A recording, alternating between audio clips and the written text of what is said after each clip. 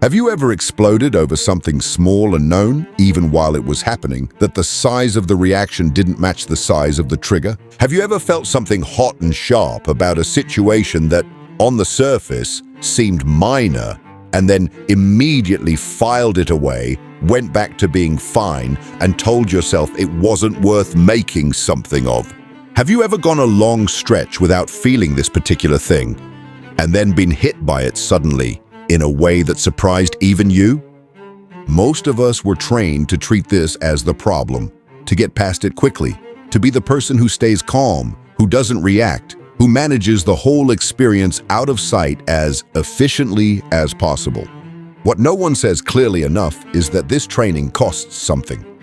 The sensation arrives before the thought, before language, before the social rules you absorbed about which emotions were acceptable and which weren't. Before any of that, there was a system in the body that could detect, faster than consciousness, that something important had just happened, something that required attention. Now, not in 10 minutes. That system didn't develop to cause problems. It developed to alert you to them. The alarm going off is not the emergency. It's the notification that one has occurred. And a notification you silence before reading is just a problem you agreed to carry without ever understanding what it was about. Most of the time, underneath the heat, there is one of three things. The first, something just happened that you are not willing to accept. You didn't know exactly where your line was until someone crossed it. Now you do. That's specific, useful information about yourself that didn't exist 2 minutes ago. And it arrived in the form of an experience rather than a thought. The second, something you've needed for a long time, was not given. And it probably wasn't given because you never actually said you needed it. What's present isn't only pointing outward at the other person, it's also pointing inward at a conversation that never happened, a request that was never made. The third is the one people most resist examining. You did something that violated your own sense of who you want to be, said yes when you meant no, stayed quiet when you knew you should speak. The gap between your behavior and your own standards showing up as something hard to look at directly. These are three genuinely different situations. They call for three genuinely different responses, which is why the most important move isn't to react to the intensity, it's to figure out first which situation you're actually in. The reason most people never find out is that the space between sensation and action has collapsed to almost nothing. Something rises. Within seconds, it's either already expressed or already being managed back down. Neither of those involves asking what it was about. Both of them end the experience before it can tell you what it knows. When you respond without that understanding, you address the surface while the actual source stays exactly where it was. The incident closes. The episode disperses. And a few weeks later, the same configuration appears again. Because the situation that produced it was never genuinely addressed, only interrupted. When you manage it down without that understanding, you get a quieter version of the same outcome. Nothing was said, so nothing needed to happen. But the experience was deposited somewhere without being cleared, and it joins everything else that's been deposited without being cleared. And over time, what was stored becomes its own problem. Shapeless, harder to trace, showing up as a general irritability or distance that has no obvious recent cause. The space between experiencing and acting is where this whole reframe becomes practical. If it's reaching you, subscribe. We go here every week. When the reaction is larger than the situation seems to warrant, the situation is rarely the whole source. Think of it as a file that builds over time. Things happen, many of them don't get genuinely processed. They get absorbed, explained away, attributed to stress or circumstance not worth making an issue of.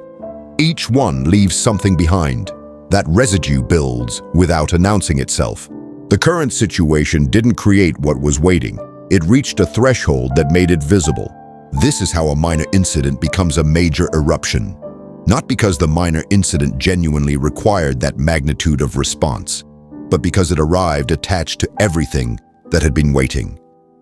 The person receiving the response is often genuinely bewildered. And they should be, because the response isn't really about them, not entirely, not in the way they experienced it. The useful question afterward isn't only, why did I respond that way? It's, what was already there before this happened? And what does that material actually need? The body tracks what the mind doesn't. Physical sensations, tightening in the jaw, constriction in the chest, a narrowing of attention, often arrive before any conscious thought has formed about what's happening. The nervous system recognized a pattern and responded to it before the thinking brain had finished processing the situation.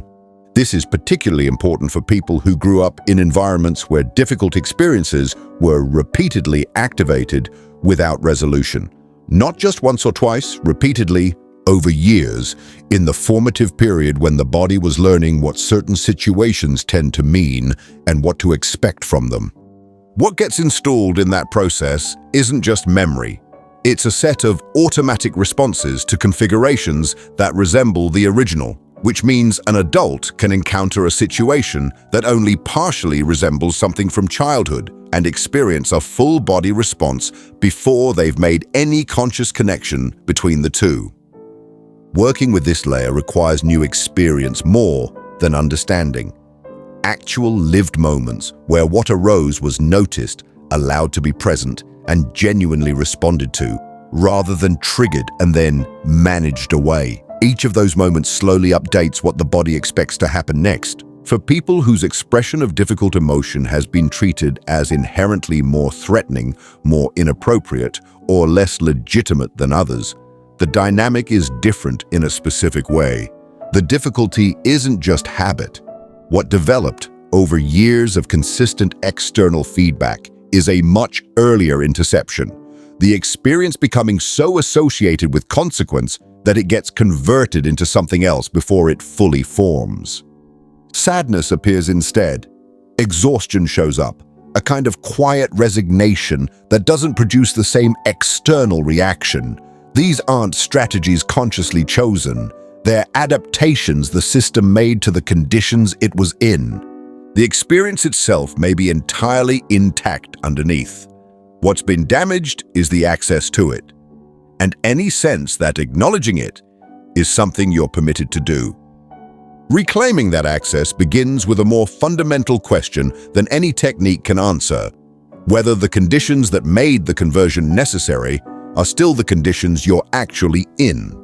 Because many people are still operating by rules that were necessary once and aren't necessary now, in relationships and environments that are genuinely different from the ones that installed the rules in the first place. There's a fear that stops a lot of people from examining any of this honestly. They've witnessed what happens when this kind of experience takes over completely. Usually in childhood, usually in an adult who became frightening when it surfaced in them. The lesson absorbed was, if this gets any room at all, something like that happens. What that conclusion misses is that what was witnessed wasn't the alternative to containment. It was the result of years of containment finally rupturing. The adult who became frightening wasn't someone who felt freely. They were someone who hadn't felt at all until what had been stored could no longer be held. People who develop a genuine relationship with this territory don't become more volatile over time. They become considerably less so. Things are addressed while they're still small. Nothing builds pressure over months or years. The expression, when it comes, is specific and proportionate because it's about what's actually happening, not everything that has been waiting. Here's something worth separating clearly. Expressing something and understanding it are not the same activity. You can say something and leave the conversation with no greater clarity about what actually produced the experience. And you can examine something carefully without ever saying a word to anyone about it. The two are independent operations. What changes patterns over time isn't primarily whether something was expressed. It's whether the specific experience underneath was examined clearly enough to become workable, named precisely enough that you actually know what you're dealing with, rather than just that something unpleasant occurred. The examining, when it happens, has a narrow window. In the middle of the peak, reflection is genuinely difficult. Once the experience has fully receded, The specific texture of it has usually faded enough that the details aren't as accessible. The most productive territory is just after the intensity drops, close enough that the specifics are still present, far enough that there's room to be curious about them. This shows up differently depending on how you're built. People who tend to run hot, whose first response is visible, external, expressed quickly, often assume the work is about containment. Sometimes that's true. More often, the useful shift isn't learning to hold more inside. It's redirecting the same energy toward understanding rather than immediately outward. The force isn't the problem. Where it goes is. People who tend to run quiet, who absorb, who keep almost everything internal, who are rarely seen to react, often assume they're managing things more effectively than people who run hot. But quiet and resolved are not the same thing. Many quiet people are carrying decades of material that never made it to language, never got genuinely examined, never cleared. The absence of visible reaction isn't evidence of resolution. It's often evidence that something was removed from view rather than actually addressed.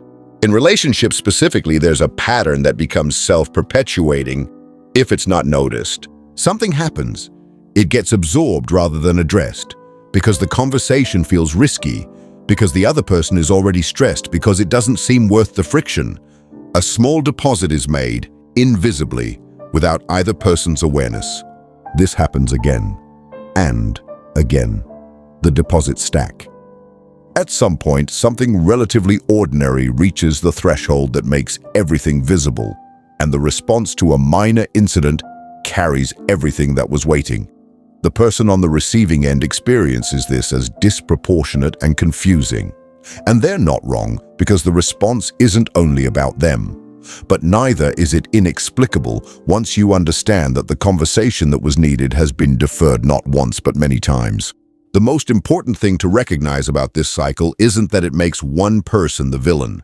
It's that it's produced by two people genuinely trying to be considerate of each other and yet still creating exactly the dynamic neither of them wanted through a series of individually reasonable-seeming deferrals.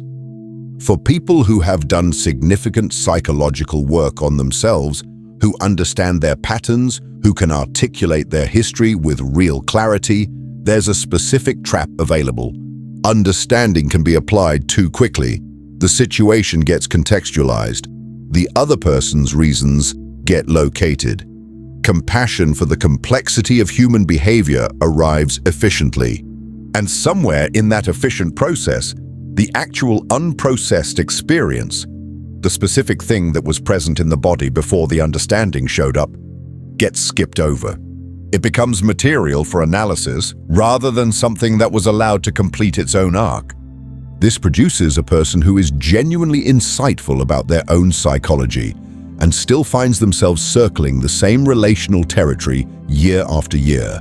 Not because the understanding was wrong, because it was applied before the experience had finished being an experience, before it had the chance to become the kind of felt, specific, embodied knowledge that actually changes how you move through the world, as opposed to the kind of narrative knowledge that describes the pattern clearly but leaves it largely intact.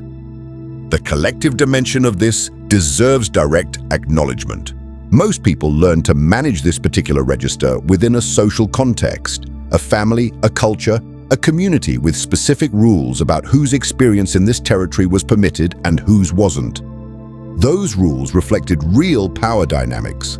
Many of them were maintained specifically because certain people's access to this internal resource was, for various people in positions of authority, inconvenient.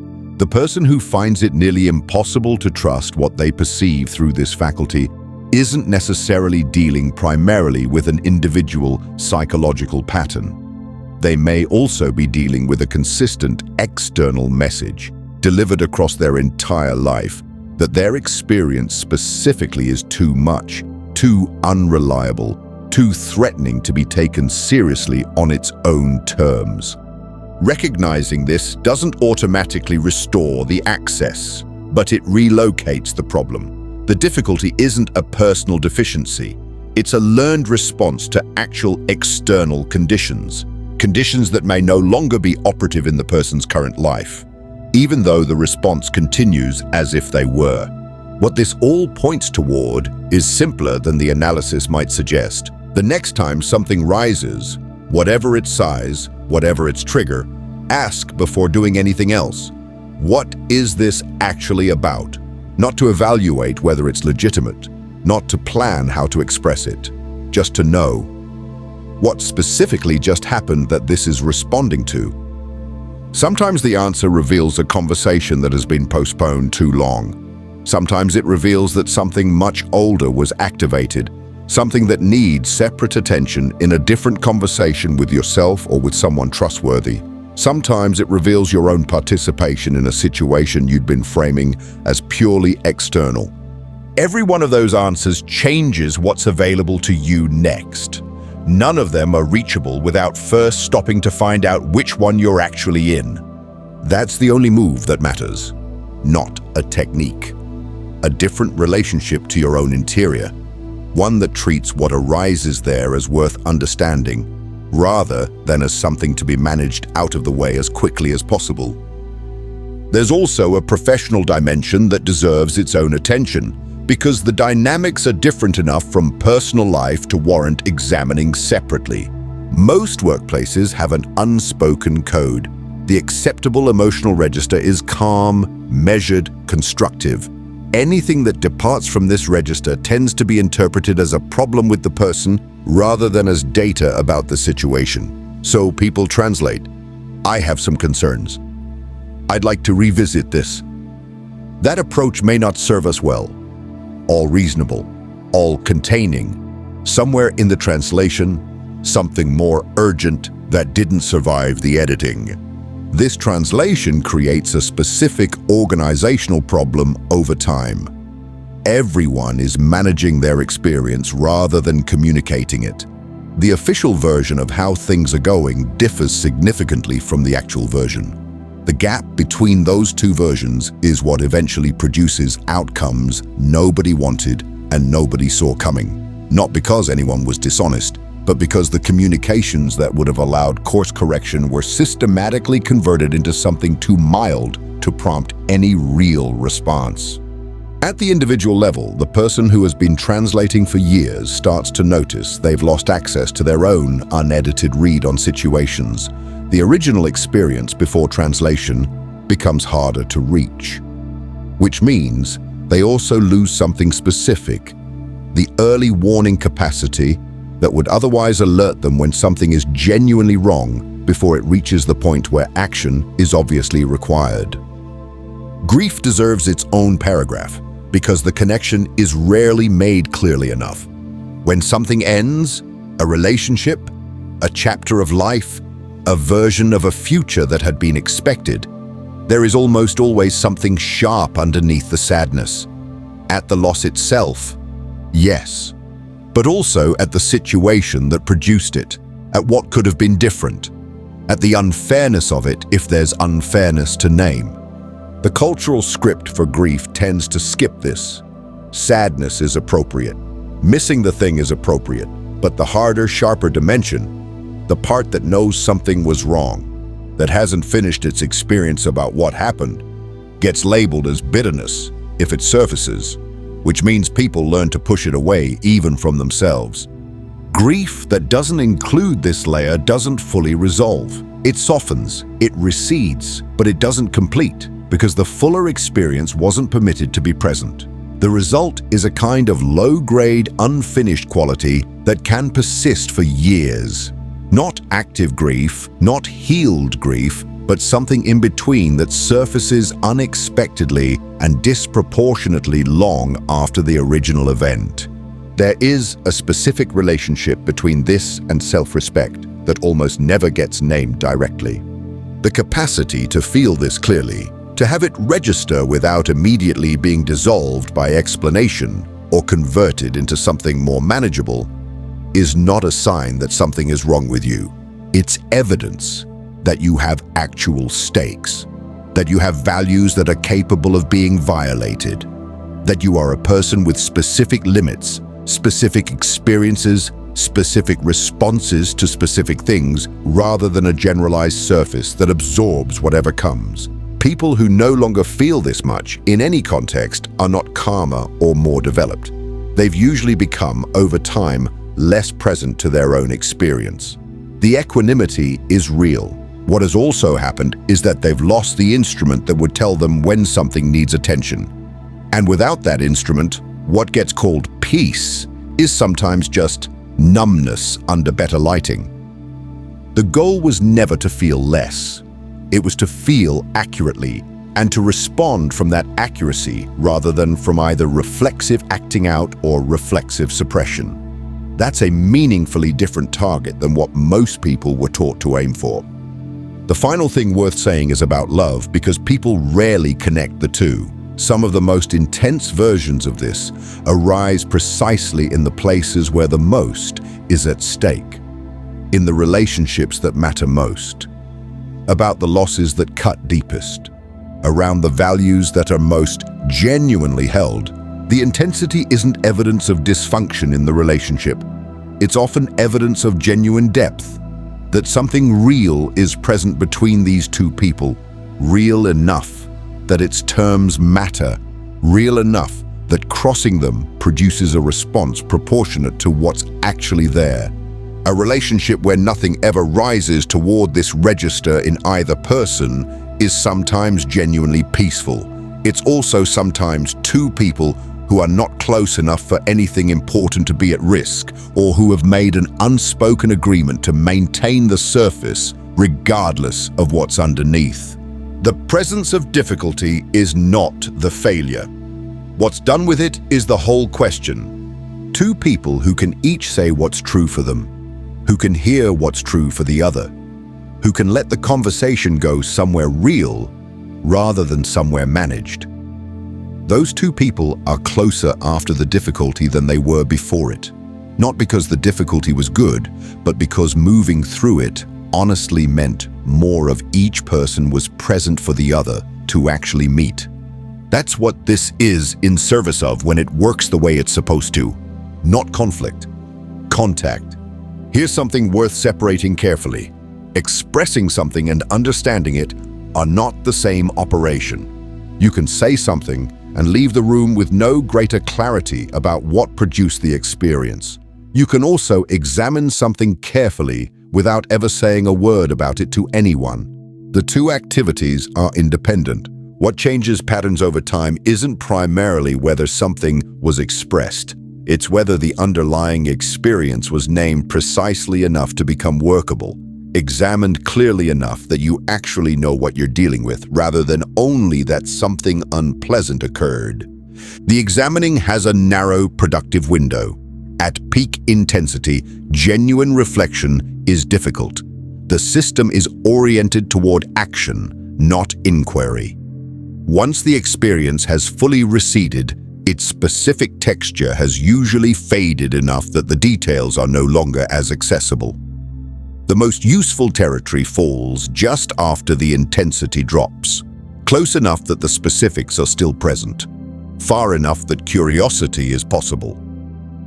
Using that window deliberately is one of the more practical things available here, not to perform some kind of processing ritual, but to ask, while it's still fresh, what was that actually about? What exactly did I encounter there? This shows up differently depending on how you're built. People who tend to run hot, whose first response is visible, expressed, external, often assume the challenge is containment. Sometimes that's true. More often, the useful shift isn't learning to hold more inside. It's redirecting the same energy toward understanding rather than immediately outward toward whatever triggered it. The force isn't the problem. Where it goes is. People who run quiet, who absorb, who keep things internal, who are rarely seen to react, often assume they handle things more effectively than people who run hot. But quiet and resolved are not the same. Many quiet people carry years of material that never made it to language, never got genuinely examined, never went anywhere. The absence of visible reaction isn't evidence that something was addressed. It's often evidence that something was removed from view. Neither of these is the version that works well in the long run. What actually works is something in the middle, noticing what rises, creating enough space to examine it before deciding what to do with it, and then acting from that understanding, rather than from the unexamined intensity or the reflex of not looking. There is a timing element here that deserves its own paragraph. Most people either deal with something during the peak, when the capacity for reflection is genuinely diminished, or wait until it has passed entirely, by which point the specific texture has faded enough that the details that would have been most useful are no longer accessible. The window just after the intensity drops, but before the experience has been normalized and filed away, is where the most useful examining tends to happen. It's short, maybe 15 minutes, maybe an hour, depending on the situation and the person.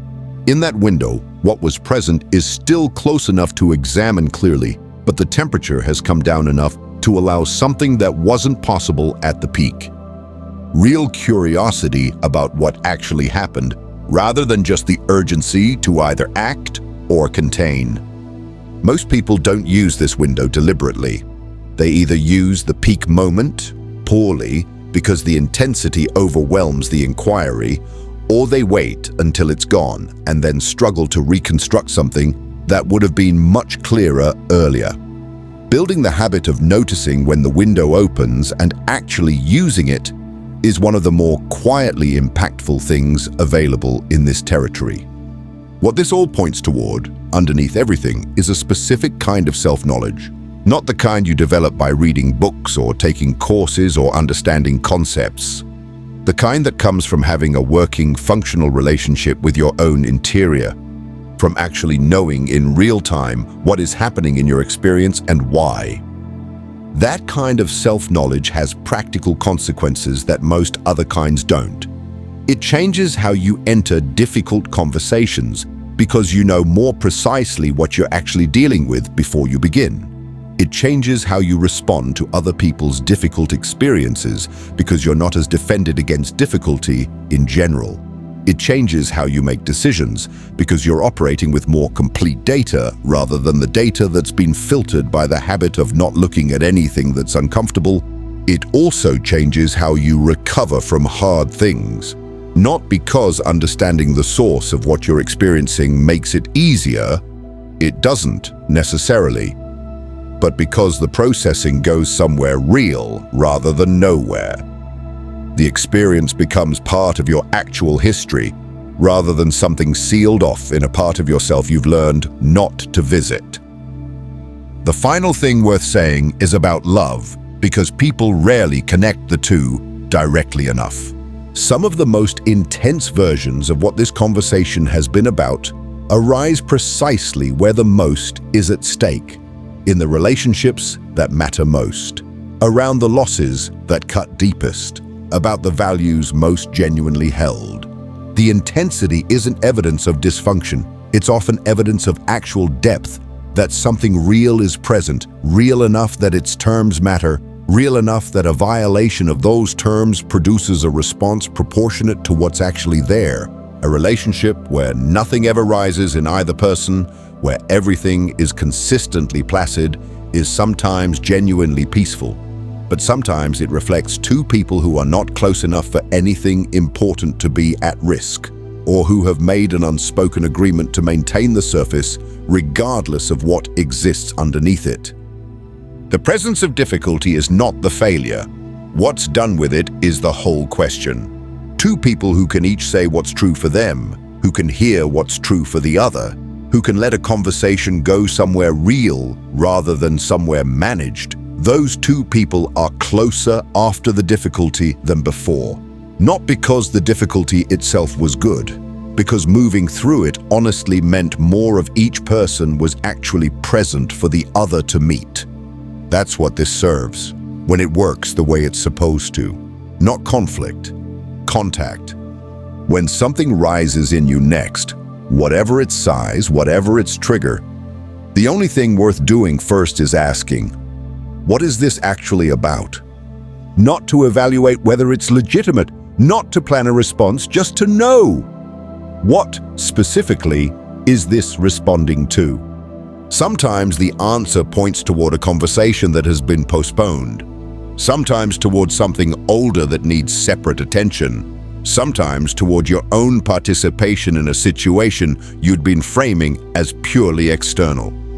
Every one of those answers is more useful than what you'd have had if you moved through it without stopping. That's it. Not a technique, a different relationship to your own interior, one that treats what arises there as worth knowing rather than as something to manage past as quickly as possible. For the comments, think about the last time something rose in you that felt larger than the situation seemed to warrant. What do you think it was pointing toward? Name it. That's where this starts. I'll see you in the next one.